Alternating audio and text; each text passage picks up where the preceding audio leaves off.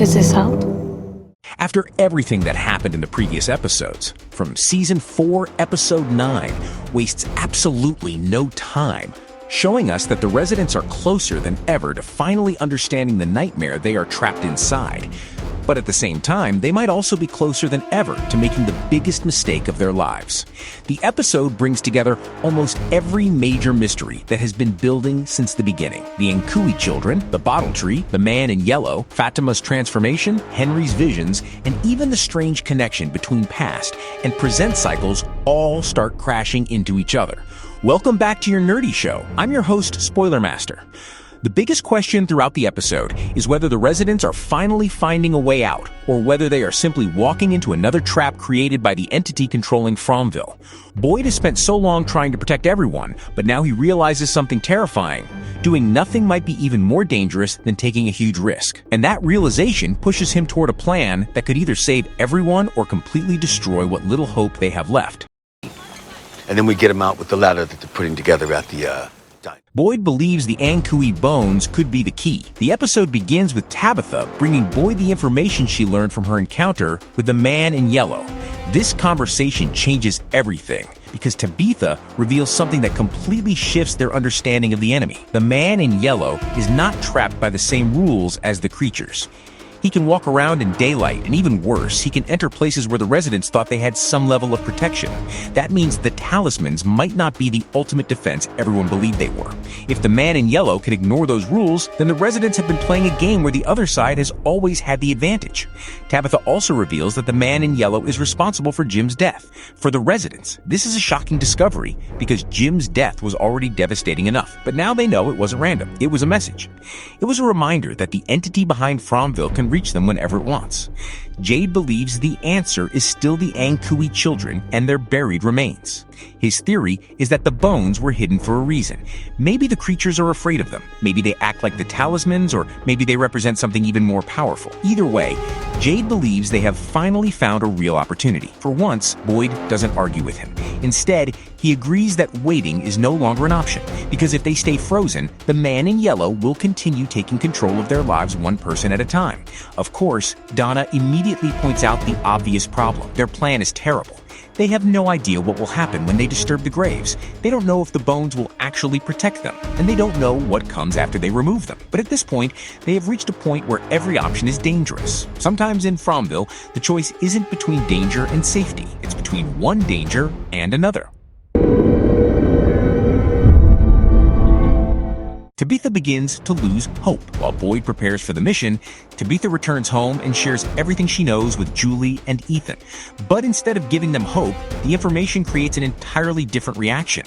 Julie begins questioning whether fighting to escape is actually making things worse. She points out that every time they try to leave, every time they believe they are close to freedom, the township finds a way to hurt them.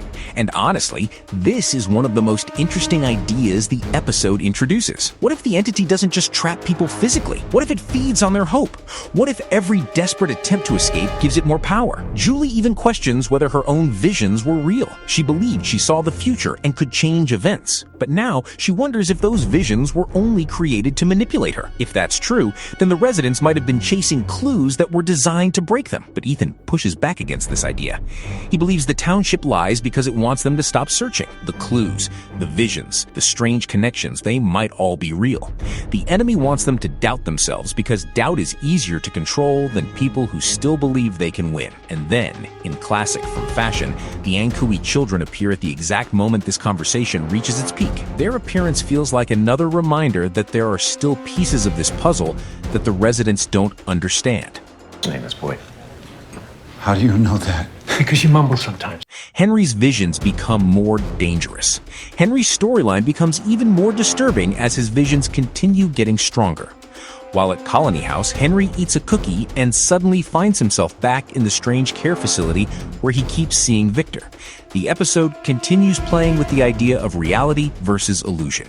Henry is shown a version of Victor who tries to convince him that Fromville isn't real. According to this version of Victor, Henry is trapped in a fantasy, and the only way to wake up is to kill the person keeping him connected to it. That person is Victor. But the audience knows something Henry doesn't. This isn't really Victor talking. This feels like another manipulation from the man in yellow, using Henry's love for his son against him. The scariest part is how believable the trap is. Henry already feels confused and overwhelmed. He is seeing impossible things, experiencing memories that don't make sense, and now he is being told that the person he cares about most might be the reason he can't escape. The episode also gives us a possible clue through the use of food and the idea of fake realities. It raises the question of whether the people in Fromville are trapped in some kind of constructed reality where the entity controls their perception. Later, Victor meets the boy in white who gives him another warning. The boy in white says they cannot allow the bottle tree to be destroyed. This is a huge moment because it suggests the tree isn't just another mystery. It might actually be one of the most important pieces of the entire system. The tree connects to the lighthouse, and the lighthouse appears to be connected to the outside world. Destroying it could mean losing their only path home forever. So, It doesn't work that way, he told me. He's my friend, and he knows things. why won't he help? Boyd makes a final decision. Boyd learns that Fatima's condition is becoming worse. But instead of focusing entirely on that problem, he realizes something important. If they can escape, Fatima might actually have a chance to survive. But if they remain trapped, nobody has a future. This is why he decides Christy needs to join the expedition. They need someone who can help if people get injured, because they know something will probably go wrong. Boyd later meets Sarah and tells her about Fatima. He also asks about the voices she used to hear. When Fatima disappeared, Sarah said the voices were laughing. Boyd believes they were laughing because they thought they had won. Now that Fatima has been recovered, Boyd wonders if that means the residents actually fought back successfully. But Sarah gives a much more frightening answer. She says she doesn't know anymore because her connection to those voices has disappeared. That raises another question. If the voices are gone, does that mean they lost power, or does it mean they no longer need Sarah? You can't do this. You can't. I'm gonna stop you. Jade and Tabitha enter the tunnels. The expedition finally begins, but before they move forward, Victor arrives with a warning. He tells them not to touch the bottle tree. Boyd refuses to stop, which causes Victor to leave angry and frustrated. But Tabitha realizes something important. Maybe she and Jade are supposed to be the ones to do this. The reason is connected to the Anghkooey children. Their past lives and memories suggest that they failed to save these children before. Maybe this is their chance to finish what they couldn't complete. Using the clues from the talisman, Tabitha believes there is a connection between the symbol and the children's graves. She notices markings that suggest she and Jade are part of this pattern. Eventually, Boyd accepts the idea. Inside the tunnels, Tabitha and Jade reach the graves while Boyd's group works on the bottle tree. They use a talisman to protect themselves, hoping the bones will also keep the creatures away. But then they discover the worst possible situation. They are surrounded. The creatures are waiting, and the bottle tree hasn't even been removed yet. Do you remember the bargain we made? Sophia's secret plan. While everyone is focused on the expedition, another threat is moving through the town. Sophia, who has been hiding in plain sight, reveals that she has her own agenda. She finds Clara and reminds her about their deal. Apparently, Clara once made some kind of agreement with Sophia, believing she would eventually be allowed to return home. But that was clearly a lie. Sophia takes blood from herself and transfers it into Clara, suggesting that she is preparing some kind of connection or transformation. Then she sends Clara to Fatima. This leads to one of the most disturbing moments of the episode. Clara gives Fatima a drink containing the blood, and shortly after, Fatima's condition gets much worse. Her body begins changing, her hair starts falling out, and the marks on her stomach become even more similar to the creatures and the man in yellow. It looks like Fatima might not simply be sick. She might be becoming part of the cycle. The girl in the background. She's just... Elgin's discovery changes everything. The episode ends with Elgin searching through old photographs, trying to uncover the truth about the man in yellow. And he finds something shocking, a picture of a girl who looks exactly like Sophia. This proves that Sophia has been around much longer than anyone realized. She isn't just a new threat. She has been part of previous cycles. When Elgin confronts her, Sophia realizes that the residents are getting too close to the truth. She locks the diner doors and moves toward him with clear intentions.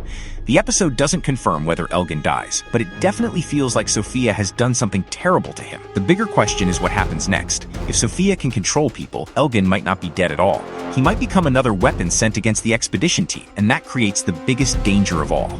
Because while Boyd, Jade, and Tabitha are trying to uncover the truth, the enemy is already inside their community. From Season 4, Episode 9 leaves us with one terrifying possibility. The residents may finally be close to escaping, but the closer they get to freedom, the more the entity reveals how much control it truly has. The final episode now has to answer whether the Anghkooey bones are really the key to escaping, whether Fatima can be saved, and whether the residents are finally fighting back against Fromville or simply following another path that was created for them. No, what the heck, I'll laugh anyway.